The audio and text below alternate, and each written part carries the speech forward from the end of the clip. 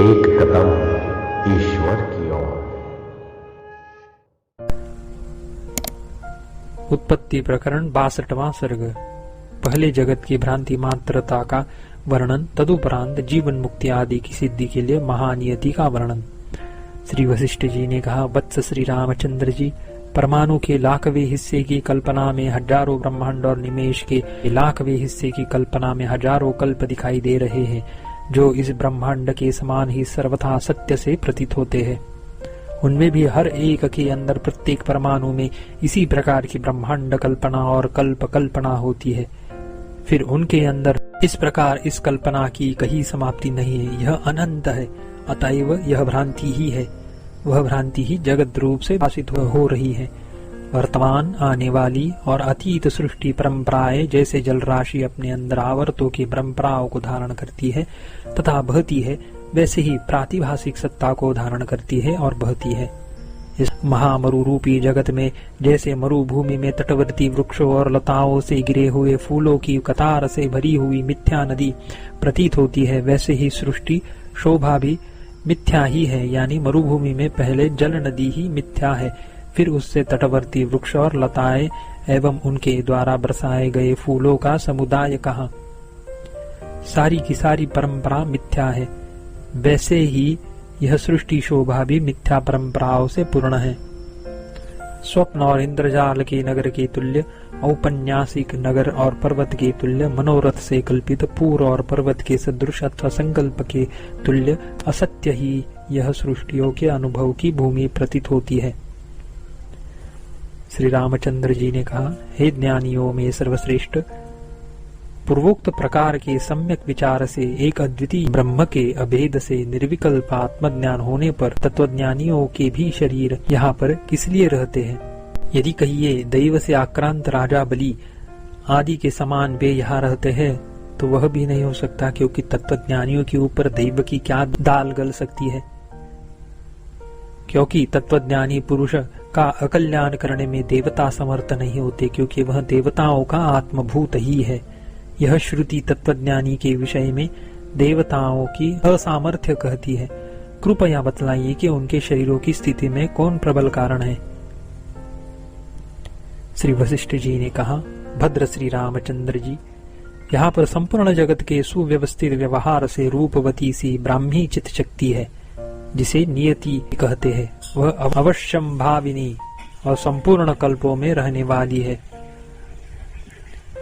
सृष्टि के आदि में अग्नि आदि को इस प्रकार से सदा रहना चाहिए, यो परमात्मा ही स्वयं संकल्पात्म वृत्ति रूप पदार्थ वैचित्र्य को अप्रतिहत रूप से प्राप्त होता है, वही नियति है।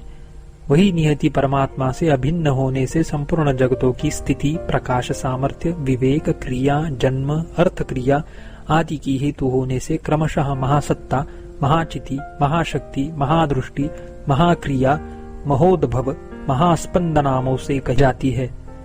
सब जगत इस प्रकार तृणों के समान परिवर्तित होते हैं। क्रूर स्वभाव वाले दैत्य, सौम्याकार वाले देवता, विशालाकार पर्वत, सर्प आदि यो उसने कल्प पर्यंत व्यवस्था कर रखी है। यद्यपि ब्रह्म सत्ता का व्यभिचार और आकाश में चित्रलेखन अत्यंत असंभावित है, तथापि उसका कभी यानी अज्ञानावस्था में अनुमान हो सकता है, परंतु नियति की स्थिति विपरीत हो, इसका तो अनुमान करना भी संभव नहीं है। तत्वज्ञानी विरंची आदि अज्ञानियों के बोध के लिए ब्रह्म ही वह नियति और यह सर्ग है, ऐसा कहते हैं। जैसे आकाश में वृक्ष आकाश को पूर्ण करके स्थित है, वैसे ही यह सृष्टि आदि, मध्य और अंत रहित तथा अचल ब्रह्म को पूर्ण करके स्थित है। अज्ञ की दृष्टि से चल के सदृश दिखाई देती है।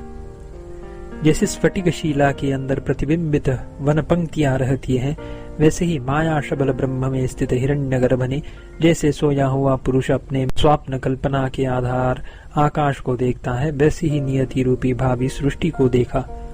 जैसे अंगी देह में अंगों को देखता है, वैसे ही हिरण्यगर्भ चित्त स्वभाव होने के कारण नियति आदि सृष्टि आदि रूप अंगों को देखता है।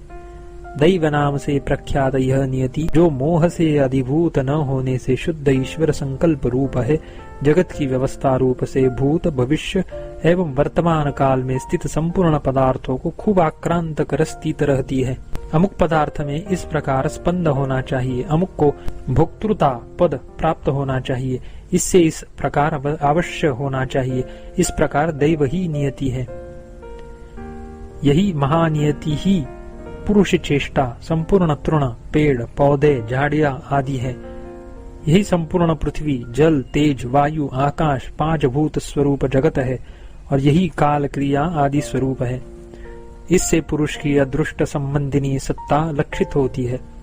जब तक तीन भुवन है तब तक यह व्यवस्था है। प्रलय होने के पश्चात ये दो सत्ताएं एकात्मता से स्थित होती है। मनुष्य को अपने पौरुष से ही नियति सत्ता और पुरुष अदृष्ट संबंधिनी सत्ता दोनों सत्ताओं को बनाना चाहिए। नियति और पौरुष भी इसी प्रकार प्राणी के अदृष्ट से निर्वाह्य है। इस क्रम से इस प्रकार की नियति स्थित है। हे राम जी, आपको मुझसे पूछना चाहिए, इस विषय में भी दैव पौरुष निर्णय ही हेतु है। आपको मेरे द्वारा उक्त पौरुष का पालन करना चाहिए, यह भी नियति कृत ही है। जो मुझे दैव खिलाएगा, इस प्रकार कोई मनुष्य दैव का अवलंबन कर पौरुष प्रयत्न को न कर अजगर की वृत्ति धारण कर चुपचाप बैठा रहता है, वह भी उसके अनुरूप पूर्व जन्म के कर्मों से उद्बोधित नियति के कारण ही होता है, यह निश्चय है।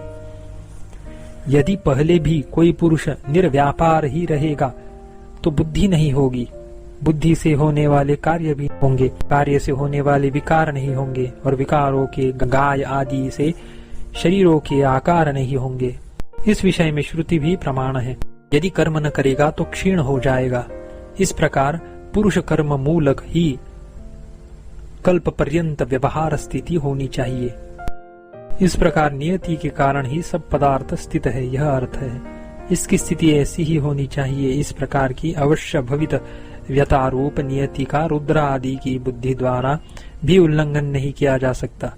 बुद्धिमान पुरुष ऐसा निश्चय कर पौरुष का कभी त्याग न करे, क्योंकि नियति पौरुष रूप से ही नियामिका होती है, यानी पूर्व जन्मों में किया गया पौरुष ही वर्तमान जन्म में नियति रूप होकर इसे ऐसा ही होना चाहिए ऐसा नियम करता है। पुरुष के प्रयत्न रूप से अविवक्षित यानी अनिच्छित केवल ईश्वर के संकल्प मात्र से नियति कही जाती है। वही पुरुष प्रयत्न से सृष्टि फल से उपहित होकर पौरुष कही जाती है, क्योंकि पुरुष के प्रयत्न के आकार में परिणत न हुई नियति निष्फल है और पौरुषात्मिका सफल है। भाव यह है कि नियति पुरुषार्थ रूप फल प्रदान में असमर्थ है, अतः निष्फल है, और पौरुष पुरुषार्थ रूप फल प्रदान में समर्थ है, अतः सफल है। सचमुच देखा गया है, तथापि मोह में ग्रास डालने और निगलने आदि कर्म से ही देखा गया है। जो नियति से मुझे तृप्ति हो जाएगी यो सोचकर मुख बनकर अकर्मण्य होकर पौरुष शून्य रहता है, वह कदापि तृप्त नहीं हो सकता। जो वह क्षुधा से व्याकुल होकर कुछ काल तक जीता है, वह प्राण चलन आदि पुरुष प्रयत्न से ही जीता है। पौरुष के बिना कदापि तृप्ति आदि नहीं हो सकती, यह भाव है। यदि निर्विकल्प समाधि में चित्त को शांति प्रदान करने वाला प्राण निरोध करता रहता है और उस प्रयत्न से साधु यानी तत्वज्ञानी होकर यदि मुक्ति पा जाता है, तो वह मुक्ति प्राप्ति भी प्राण निरोध आदि पौरुष का ही फल है। इसलिए पौरुष के बिना किसी की भी फल की प्राप्ति नहीं हो सकती। इसलिए शास्त्रीय पौरुष में तत्पर होना श्रेय का कारण होने से साधन रूप से श्रेयस्कर है और अत्यंत अकर्मण्यता रूप मोक्ष फल रूप से श्रेय है। इन फल और साधन रूप श्रेयों की अपेक्षा ज्ञानियों का पक्ष सबल है, यानी कार्य सहित अविद्या के विनाश में समर्थ है। इस तरह दुख रहित ही उनकी नियति है। जो यह दुख रहित नियति है, वह यदि ब्रह्मसत्ता आभा में यानी स्फूर्ति में प्रयत्न से स्थिर की जाए, तो वही परम शुद्ध नामक परम गति, जिसे श्रुति सा काष्ठा सा परागति कहती है, प्राप्त ही हो गई। इसमें तनिक भी संदेह नहीं है। जैसे पृथ्वी के अंदर स्थित जल की सत्ता तृण लता वृक्ष झाड़ियों से स्फुरित होती है, वैसे ही सर्वव्यापक ब्रह्म ही पूर्वोक्त नियति के विलासों से जो कभी नष्ट नहीं होते स्फुरित होती है। 62वां सर्ग समाप्त।